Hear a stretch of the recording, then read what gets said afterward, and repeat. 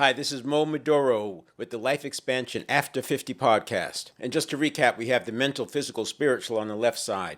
Those are in our control, 100%, the way I define spiritual. And the emotional part, that's in our control as well. However, it's the area that's most likely or most susceptible to being triggered, and that's in the middle.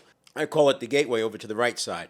And the right side are those things that we want, the relationships, professional, and then financial. And it's set up as a be, do, have versus how society tends to run and condition us, which is a have, do, be. When I have the car, when I have the house, when I have the job, when I have the title, then I'll be happy. And it never comes because we're constantly chasing something. That's why I have the graphics set up the way it is. I tried a lot of different formats, and this one, like I said, it aligns with the be, do, have, and it makes the case about the part that we control because we first have to become someone. Now, the professional area, actually relationships, professional, and financial, I did spend quite a bit of time in how I want to unpack these because they're so broad. It's breadth and depth. And because it depends on a person's life design. So I wanted to be high enough level so it encompasses everything and it's evergreen. But on the other hand, I needed to make sure that it's practical and actionable.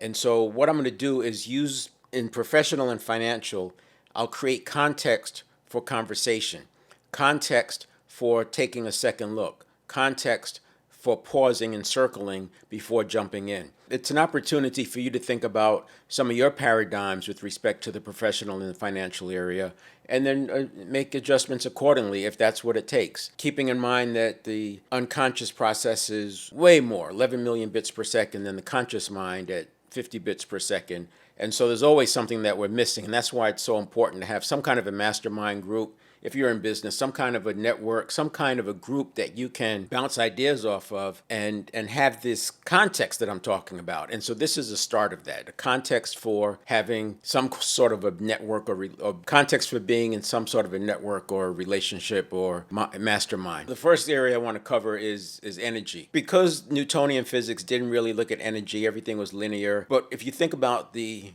thought at its most base level is energy. Kinetic energy quadruples with the doubling of speed. Now, while it's not a direct correlation, I see similarities in terms of energy that we have in business. And I look at energy, kinetic energy might be seen as your balance sheet. The reason I talk about it as energy is because energy doesn't get destroyed and it doesn't get created in a closed system. It transforms. It can dissipate, but then it can be gathered again and put into something productive. So if we spend time putting up a skyscraper and spend 5 years building that skyscraper, that takes a lot of energy. It takes human capital to build it, and it takes resources to build it, and then it provides office space for multiple decades for offices. So we invest that energy, create the building, go 5 years before seeing any income, but because we invested that energy, it now can provide a service. So as you think about business that way, where you are taking your energy and building something, some sort of a service, some kind of a product or service or value, and then you're able to collect money for it, and that money that you collect should be at a profit. You want to leverage the energy, and you also want to make sure you conserve it, because this concept of entropy, there's always leakage. Think about it as your lawn with the weeds. If you don't take care of your lawn, you're going to get weeds. You have to, or your garden, you have to constantly take care of it, weeding it. And it's the same way. If we're not constantly plugging the holes, we have energy leaking out all over the place. And we've seen businesses go under just because they're not able to identify and then plug those holes. They build a model and you think that's it, and they just keep going. And when tough things get hard, they just work harder and more and faster, but they don't plug up the leakages. Talking about plugging up the leakages, I have this model that I like to talk about where you want to find out what your purpose is. And if your purpose is you're now facing 12 o'clock, you're facing your purpose, then you want to look at your passions that are on either side of that 12 o'clock. So let's say we're using the clock. 12 o'clock is straight ahead of me, and my passions might go from 10 o'clock over to 2 o'clock. Now, that's a pretty good range. I've got 2 points on each side. That's a pretty good cone shape that I can use to pivot. And those numbers have to do with your passions. I know quite a few people say do what you love and you'll never work a day in your life. And I think there's Buffett who said the secret to business is do what you love. Steve Jobs may have said that as well. And I don't disagree with that. But I think that that statement, it has a presupposition that it's understood in business we're talking about providing a service that people are willing to pay for and that has enough value that you're able to also have a profit from it. Instead of just looking at it as do what you love, and I learned this the hard way. I left the corporate world. I invested a ton of money into a bunch of motorcycles and was renting them out. Great business. I was having fun, hard work. And sometimes that was a little bit much because I kind of bought a job is what I did. I was the person working on the bikes as well as checking out the customers, et cetera, et cetera. There's just not a lot of margin in that business. I was working to that point where I would be able to hire the staff. I had part-time staff. It wasn't a business. It was a job. What I learned in that process, although I was doing what I loved, it wasn't serving a large enough sector of the population to actually become a business, not at the level I was. Now, if you look in the U.S., motorcycle licenses get somewhere around 2 to 3% of the people have a license. It's a little higher than that when you bring in overseas. And that was my clientele. But that's still not enough. And so between it being a seasonal business and between it being a seasonal business and a small slice of the economy, it made the business a little bit more challenging. And I think any seasonal businesses is challenged, especially if you have infrastructure, because you're still paying the cost of maintaining that infrastructure during the off-season year. So you need to have some kind of a way to shore that up. And these are things I learned the hard way. But the biggest lesson I had was when the pandemic hit, that doing what you love, that may not be enough emotional juice to carry you through the tough times versus doing something that's your purpose. And so my purpose was actually, in using that clock example, my purpose was almost like 7 o'clock or 6 even. So the pivot was like 180 degrees. That's too much of a pivot. So that's why I came up with the model where you find your purpose and then you find your passions that are within the context of you providing a service that you can sell at a value that's high enough where you can have a profit. And now you can pivot between passion on one side of purpose and passion on the other side of purpose, but you're always going in the direction of your purpose. You're always heading towards your purpose, and year after year that starts to compound. It becomes your brand. Your brand is built around your purpose, and so you always have that latitude to go to either side. And I like to say that the purpose provides the fuel to carry you through the lean times, but the passion gives you the fuel to go after some big opportunities, something that maybe your purpose wouldn't drive, but that passion is going to make you, work the 12 and 16 hours a day when you're doing something that you're really passionate about. So now we're doing what we love, but wrapping it around with the purpose. And so you're pivoting between purpose and passion. So it's 4 P's: pivot, purpose, passion, and process. You want to have a process for how you pivot. And that's beyond the scope of this, but a short version would be you could pivot and sell existing products to new customer markets.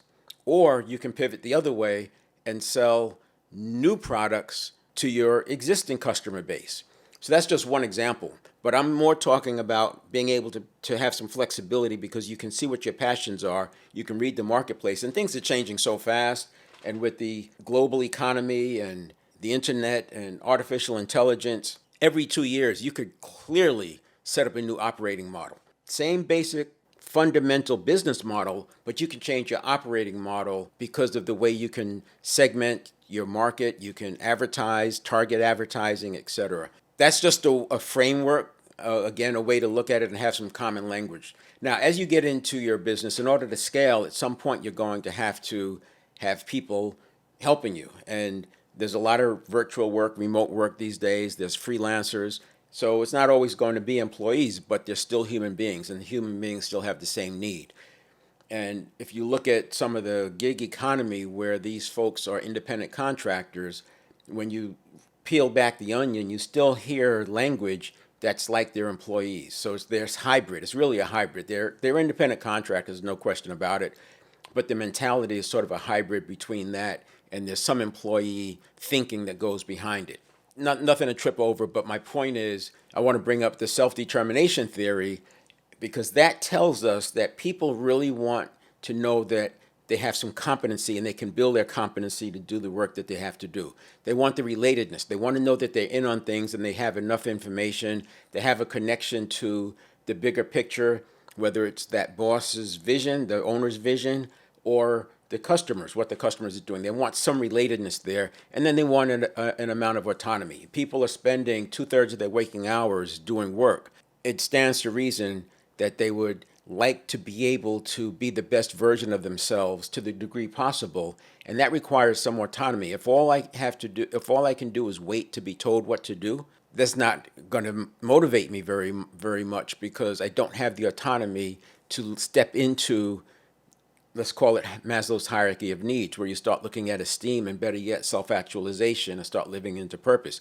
I built high-performing teams by focusing on what people's purpose was, and then working their assignments so that at least it's connected to their purpose. It's almost impossible to always have a direct one-for-one correlation to one's purpose, but when you can connect it to their purpose and show how they're actually moving closer, you don't have to be on it, right? Moving towards their purpose, moving towards self-actualization by doing the task in this certain way. It goes a long, long way. So if you haven't done it, look up this self-determination theory and then start looking at your business practices. If you're thinking about making people and controlling people and using fear motivation, you're probably missing the boat. And on that fear motivation in sales, because that's my area, when you have incentives, that's typically not enough. A commission, for example, is not enough for salespeople to give it their all. They always leave money on the table. So then we end up having rankings. And you have a chart on the wall that shows who's in first and who's, 15th place or whatever. You have to understand that that ranking creates a form of fear motivation. You may not think so. You may say, "Oh, it's just an incentive, and we're just showing people where they are. They know, they know they're secure." No. As soon as you have a ranking system, because of how people process, and it's a cognitive bias, which I'm going to get into next. That's the next series of the cognitive biases and how they hold us back and how they get in the way of us achieving our goals. The way humans operate, they're naturally going to look at what they're not doing, at what's not right.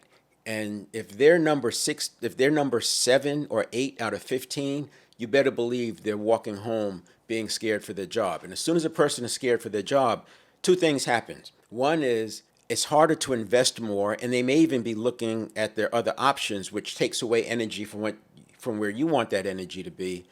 But the other thing that happens is it's very difficult to be in protection mode and growth mode at the same time. So, in a simple way of looking at it from an adrenaline standpoint, and what happens in a fight or flight, how our systems shut down to provide all that available blood supply to be able to either fight the lion or run. And that's what happens when we get into either growth. And when we're in growth mode, all of our functions are working properly. But when we're in protection mode, they shut down. So you need them in growth mode to make sales. They're not going to be the best version of themselves in protection mode. Just something to think about. Again, beyond the scope of this, and I know everybody's not in a manager or leadership position, so I'm touching on a few different things. Organizations do have habit patterns. It's called culture, and culture eats strategy for lunch. One of the things we can do is look for conscious leadership, seek win-win. Even if you're not a leader, seek win-win or no deal. The more you can move towards that, the better everything is going to be for all. Win-lose, especially if you buy into the fact that we are all connected in some way, win-lose becomes lose-lose at some point. There's one more thing I'll add in for the leaders and managers out there and entrepreneurs. Be careful of the metaphor that you use. I've been in organizations that have run with a military metaphor. I've been in organizations that have run with a political metaphor. I've been in organizations that thought they were running with a family metaphor.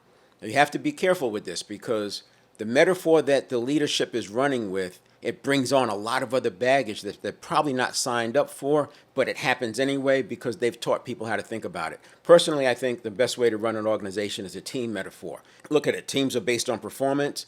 You pay based on performance. You earn your way on. You earn your way into better positions.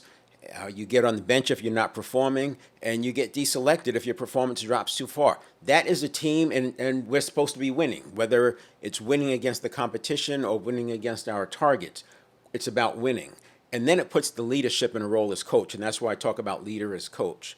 When you have leader as coach, that's the way to pull out the high-performing team. But let me just go through this quickly. Let's say you have a family metaphor. That's a real challenge because the only person who wins in that is the owner. The family metaphor, in the family, how do you get into the family? You're born in, you're married in, something like that. How do you get out of the family? You're basically not. You stay there and you may get ostracized, you may get put in the corner, you may get marginalized, but essentially you could have some very poor performance still hanging around because it's a family. The other thing that happens is people tend to expect more from employees when it's a family because, hey, give one for the Gipper, give one for the team. And people end up being overworked because of this family. So be very careful about that. And it's very hard to get high performance because now you have employees or team members looking to the left and to the right and seeing who's getting what kind of a deal and is their deal good enough. So be careful with that one. The political metaphor, I think, is very costly for an organization because you look at politics and how there's two sides, two camps fighting against each other, and it's ideology. Think about fans of teams. People will die on their sword for the sake of the team rather than admit that they were wrong. And you don't want that in an organization. I've seen organizations do that, and they'll pit two camps against each other and figure out who they should promote. It's an expedient model, but it's not one where you're going to build high-performing teams across the board. And then the other one I mentioned was military. So military is command and control. And that works for a little while, but there's a lot of fear motivation in there. There's a lot of, if I want your opinion, I'll give it to you. There's a, do what you're told. I don't want you thinking. There's a lot of that language or a lot of that thinking that goes in when there's a military metaphor.